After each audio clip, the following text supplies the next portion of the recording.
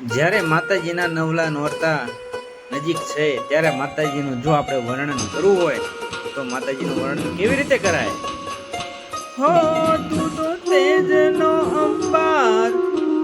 માં તું ગુણનો ભંડાર, માં તું દર્શન દેશે, તું માં થોડો આનંદ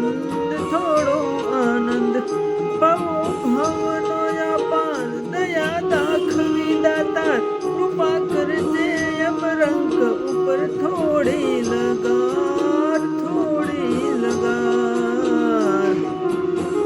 સૂરજના તેજ તેપા